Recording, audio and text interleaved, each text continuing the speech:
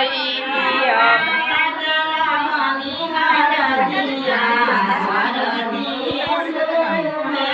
पर्वत के भुज सिलावट लोरा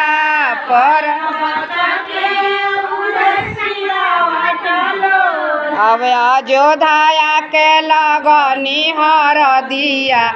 हरदी शुभे रही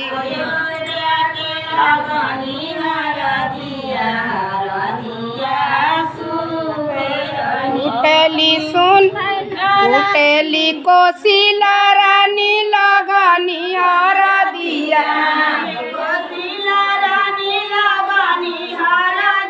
उठेली सुमित्रा रानी लगनी हरदिया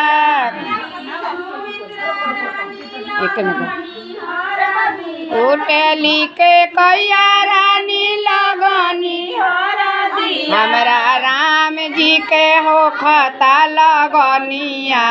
हरदी शुभे रही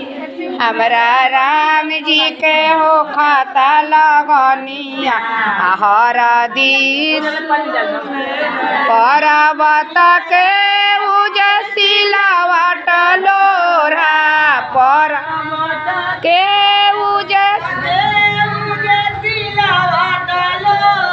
बगा खुला के लगनी हरदिया हरदी शुभे रही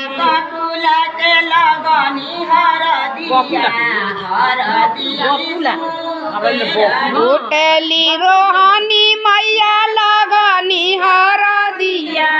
कुटेली देवकी मैया लगनी हरदिया कुटेली जसोदा मैया लगनी हमरा कृष्णा जी के होखता लगनिया हरदी शुभे रही हमरा कृष्णा जी के होखता लगनिया हरदी शुभे रही पर्वत के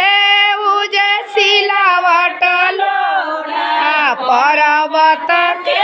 भुज सिलावट लोरा अब जनकपुर के लगनी हरदिया हरदी शुभे रही